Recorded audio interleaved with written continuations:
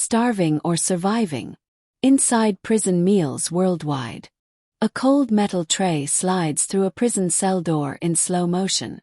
The camera focuses on the food: plain rice, thin soup, and a small piece of bread. A deep voice asks, "Is this enough to survive? Or is it just enough to stay alive?" A loud prison door slams shut. An inmate sits alone on a bunk, holding his stomach as it growls. Footsteps approach. A tray suddenly slides through the slot with a metallic sound. The inmate looks down at the food with tired eyes. For millions of inmates, every day begins with one question: will this meal be enough? Fast cuts of different meals from around the world. Oatmeal in one prison, beans on toast in another, watery soup in another. Then a close-up of an inmate eating quickly, like he is afraid it might be taken away. Some prisoners feel full. Others go to sleep hungry. And inside these walls, food can mean power, survival, or desperation. The morning inside the prison begins before the sun rises. Loud metal doors slam open one after another, echoing down the hallway like thunder. Marcus wakes up suddenly on his thin mattress, confused for a moment about where he is. Then the smell hits him, a mix of disinfectant, old concrete, and sweat. Reality settles in again. This is prison. He sits up slowly, his stomach already feeling empty from the night before. Footsteps approach his cell. Keys jingle. A guard's voice shouts something down the tier. Then comes a scraping metal sound as a tray slides through the small slot in the door. Marcus hesitates before picking it up. The tray feels warm in his hands, and for a brief moment, that warmth feels comforting in a cold place. He looks down at the food carefully. A scoop of oatmeal sits in one corner, thick but pale. A single slice of bread rests beside it. A small carton of milk completes the meal. It reminds him of a school breakfast from years ago. Simple, basic, nothing special. But now it feels different. Now it feels important. Marcus takes his first bite of oatmeal. It is warm, but it has almost no taste. No sugar. No sweetness. Just plain grains. He chews slowly, trying to adjust his expectations. Hunger makes the food easier to accept. He realizes quickly that in prison, taste does not matter as much as filling your stomach. Across the hallway, he hears other inmates eating too. Some chew loudly. Some complain. Others stay silent. The sounds of plastic spoons scraping trays echo through the unit. Marcus notices that nobody wastes food. Every crumb gets eaten. That alone tells him something about this place. After finishing the oatmeal, Marcus saves the bread for last. He eats it slowly, stretching a moment. He already wonders when the next meal will come. Time feels slower in prison, and the gap between meals feels longer than it probably is.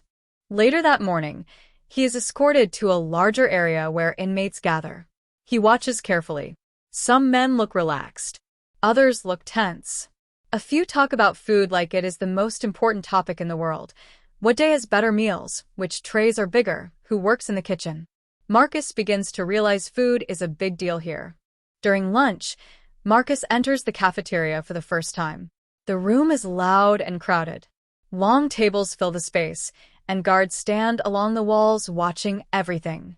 He moves forward in line, tray in hand, feeling nervous. Every step feels like walking into a new world with its own rules. A worker behind the serving counter drops food onto his tray quickly: rice, beans, and a small portion of meat. The movement is fast and mechanical, like an assembly line. No conversation. No eye contact. Just motion. Marcus realizes meals here are about efficiency, not comfort. He sits down carefully at an empty spot on a bench. Around him, inmates eat in different ways. Some rush through their food like they're starving. Others eat slowly, talking between bites. A few trade items quietly across the table. Marcus notices that food is moving between people, something he did not expect. Marcus tastes the beans. They are salty but plain. The rice is soft, slightly sticky.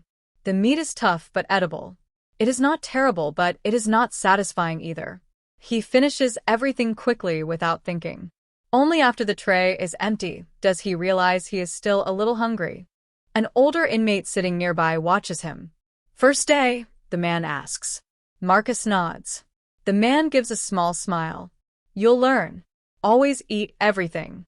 You never know when you'll need the energy."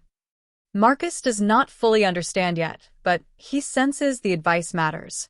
Back in his cell that afternoon, hunger creeps back sooner than he expected. His stomach makes quiet noises. He checks the time again and again, waiting for dinner. Outside prison, hours pass quickly. Inside, every minute stretches longer when you are waiting for food. Dinner finally arrives. Another tray. Another simple meal. Marcus eats again, but this time he pays more attention to how his body feels.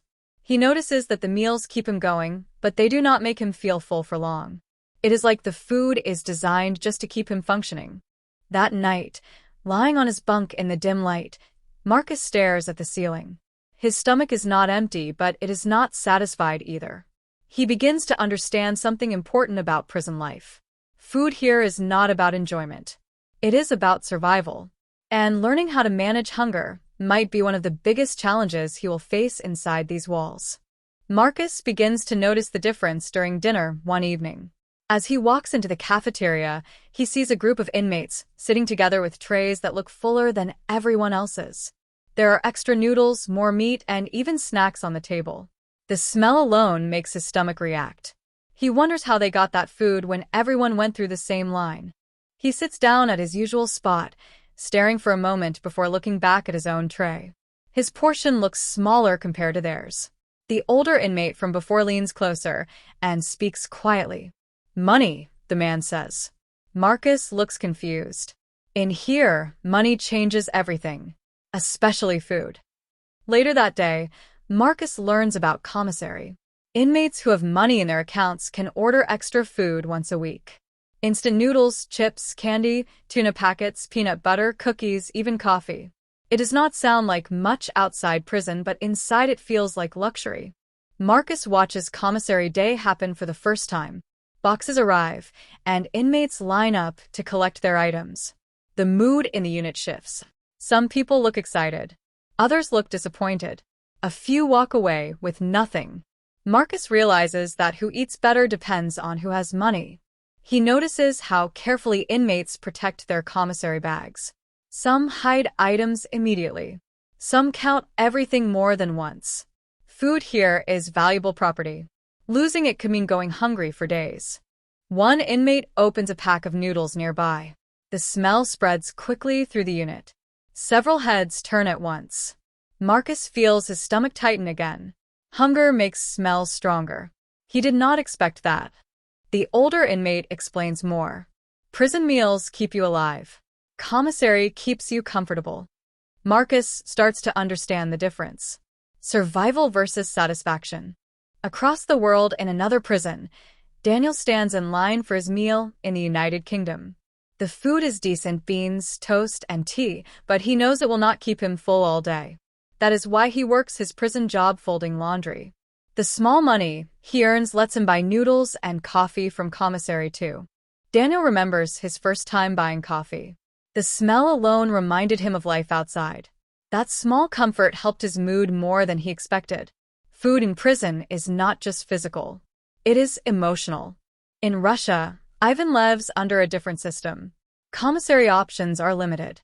Instead, family food packages become the main way inmates get extra nutrition. When packages arrive, inmates gather around, watching carefully. Those with support eat better. Those without depend only on prison meals. Ivan opens a package once and finds sausage, bread, and sweets from home. For a moment, he feels human again. Food connects him to life outside the prison walls. But he also knows the package will not last forever. Back in the American prison, Marcus starts noticing physical differences between inmates. Some look strong and energetic. Others look tired and thin. Same facility. Different access to food. The realization surprises him. One afternoon, his stomach growls loudly while he sits in the common area. A younger inmate hears it and laughs softly. "You hungry?" he asks. Marcus nods, slightly embarrassed. The inmate slides a pack of ramen toward him. Take it. Marcus hesitates. He does not want to owe anyone. But hunger pushes his decision. He accepts the noodles and thanks him. The inmate shrugs casually. You'll get me later. Marcus does not realize how serious those words are. That night, after eating the noodles, Marcus feels full for the first time since arriving. But along with the comfort comes a new feeling, pressure. He now owes someone. And inside prison, debt is never just about the item. It is about respect, reputation, and survival. Marcus senses that he just stepped into something bigger than he expected. Marcus wakes up the next morning still thinking about the noodles he ate the night before. His stomach feels better, but his mind feels heavier. He remembers the inmate saying, "You'll get me later." At the time it sounded casual, but now it feels serious. Inside prison, nothing is really free. During breakfast, Marcus eats his oatmeal slowly, thinking about Commissary Day coming soon. He has no money yet. No job. No deposits from family. The realization starts to make him nervous. Hunger is one problem. Owing someone is another. Later in the housing unit, the inmate who gave him the noodles walks by and taps his shoulder. "Friday," he says calmly. Just one word. Marcus nods, trying to look confident even though he feels unsure inside. As the days pass, Marcus notices how often inmates talk about food debts. People remind each other about what is owed. Some conversations are friendly. Others sound tense. He begins to understand that food creates invisible connections between people, some helpful, some dangerous. Across the ocean in the UK prison, Daniel experiences a different side of food culture. One evening, 2 inmates invite him to join a small group making a cook-up. They crush instant noodles, mix tuna, chips, and sauce packets, then add hot water. The smell fills the cell with warmth. For a moment, it feels like a shared dinner among friends instead of prisoners. Daniel notices how sharing food changes people's moods. Men who argued earlier laugh together while eating. The act of cooking something together creates a sense of normal life, something rare inside prison walls. But not everyone has that comfort. In Russia, Ivan waits anxiously for his monthly food package. Days pass without it arriving. Each meal from the prison kitchen feels smaller than before. Hunger becomes more constant. He starts saving pieces of bread from breakfast to eat late at night. Ivan drinks extra water after meals to feel full. Many inmates do the same. Water becomes a tool to fight hunger. He watches others carefully, learning who might be willing to trade food and who might take advantage of weakness. Back in the American prison, Marcus feels the pressure growing as Friday gets closer. His stomach growls more often because he knows he cannot rely on extra food anymore. The waiting makes hunger feel stronger. A commissary day finally arrives. The unit fills with excitement. Boxes of snacks, noodles, and candy are handed out. Marcus watches inmates carry their food back to their cells with smiles. The smell of chips and ramen spreads through the air. But Marcus has nothing to pick up. That afternoon, the inmate approaches him again. "You got it?" he asks. Marcus shakes his head slowly. "I'm waiting on money." The inmate looks at him quietly for a few seconds. The silence feels longer than it is. "Aight," the man says. "Next week. But you owe double." Marcus feels his chest tighten. Double means 2 packs instead of 1. It sounds small, but he knows it represents something bigger, increasing debt. After the man walks away, the older inmate from before leans closer. "You gotta be careful," he whispers. "Food debts turn ugly fast if you don't handle them." Marcus nods, feeling the warning sink deep into his mind. That night, hunger keeps Marcus awake longer than usual. His stomach makes quiet noises in the darkness. But the stronger feeling is stress.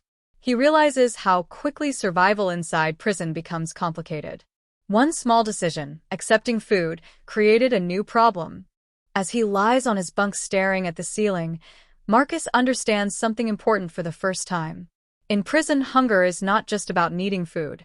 It is about pressure, respect, and control. And once you owe someone, you are connected to them whether you want to be or not. Marcus feels nervous on his first day walking into the prison kitchen. The doors open, and a wave of heat hits his face immediately. Large metal pots boil on industrial stoves. Steam fills the air. Workers move quickly in every direction, carrying trays, stirring food, and shouting instructions. It feels like a factory more than a kitchen. A supervisor hands Marcus gloves and tells him to start stacking trays. The trays are heavy and slightly wet from washing. As he works, he notices how much food is being prepared at once. Huge bags of rice, frozen vegetables dumped into containers, and large blocks of processed meat being cut into portions. Marcus watches as workers scoop food onto hundreds of trays in a fast rhythm. Scoop rice. Scoop beans.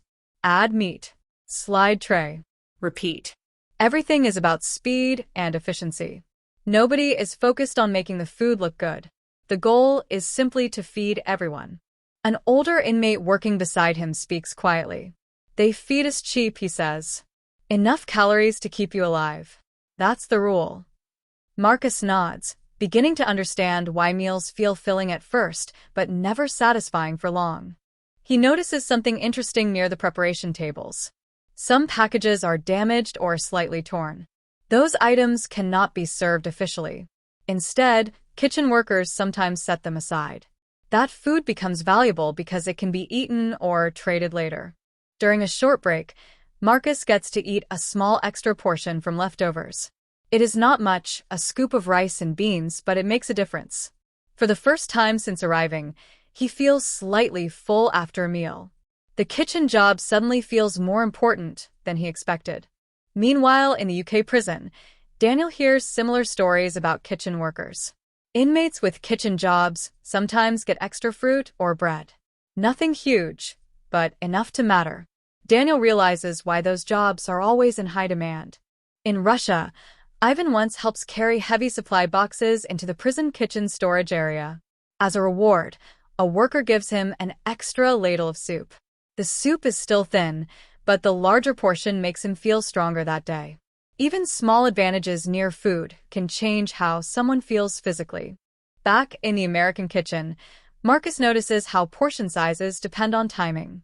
When supplies run low near the end of service, the scoops become smaller. Inmates at the back of the line sometimes receive less without anyone saying anything. It is not always intentional, just a result of limited food. He also realizes kitchen workers hold a certain kind of influence. Other inmates treat them with respect because access to food means opportunity. A worker can share leftovers, give advice about meal days, or help someone avoid going hungry. One afternoon, Marcus overhears two workers talking about budgets. The prison must feed hundreds of inmates every day while staying within strict cost limits. That means cheaper ingredients and simple meals. Hearing this helps Marcus understand the system better. As days pass, Marcus feels stronger physically because he eats a little more during work shifts. His constant hunger becomes easier to manage. The stress about food starts to fade slightly. He finally feels like he has some control over his situation. When commissary day comes again, Marcus has enough money from his job to pay back his debt. He hands over the noodles calmly. The inmate nods once, and the tension disappears immediately. Marcus feels relief wash over him. That evening in the cafeteria, Marcus witnesses a sudden argument between two inmates. Voices rise, trays slam onto the table, and officers rush in. Later, he learns the fight started because someone accused another person of stealing commissary food. Something small turned into a major conflict. That night, Marcus lies on his bunk thinking about everything he has learned.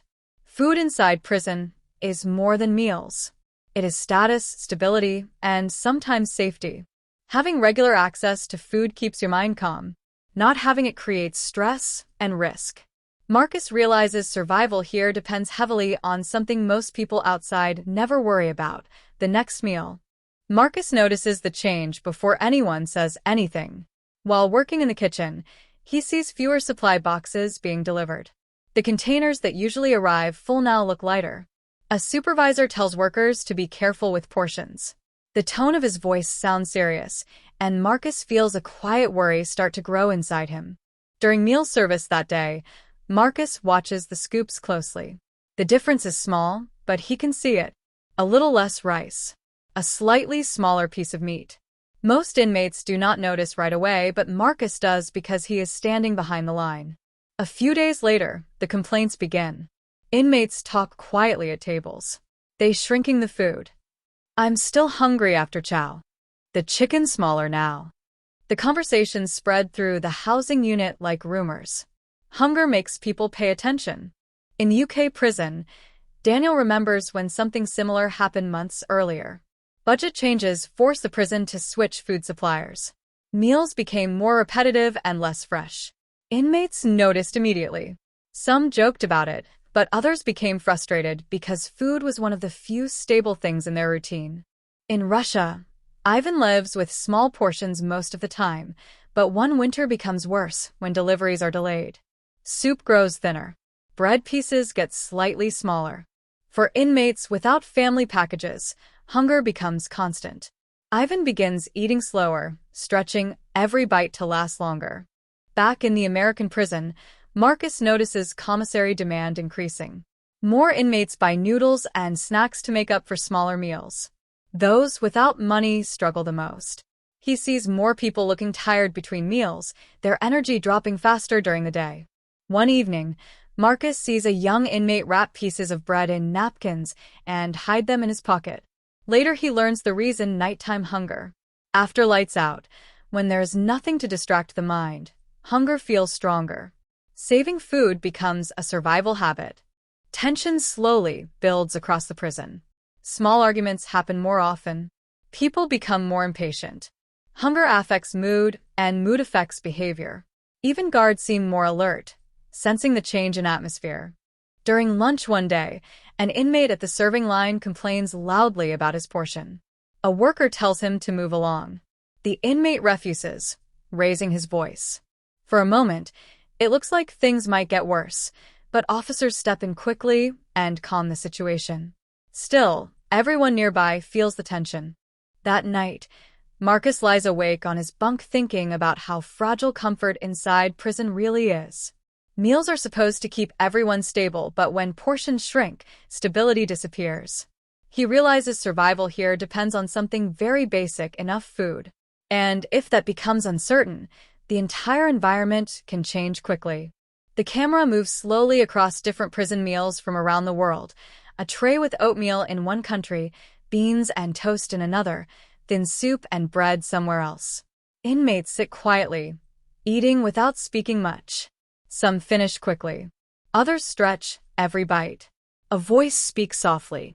Inside prison, food is more than something you eat. It is energy, comfort, and sometimes the only thing that feels normal. Quick cuts show Marcus working in the kitchen, Daniel sharing a meal with other inmates, and Ivan saving a piece of bread for later. 3 different prisons. 3 different lives. But the same reality. The voice continues. For some, meals are enough to survive. For others, hunger never fully goes away. And when food controls how you feel, it can also control your hope. The screen fades to black as the sound of a metal tray sliding through a door echoes one last time. Then text appears slowly. Millions of inmates live this reality every day. The voice ends. The question is not just what they eat, but whether it is enough to keep them going.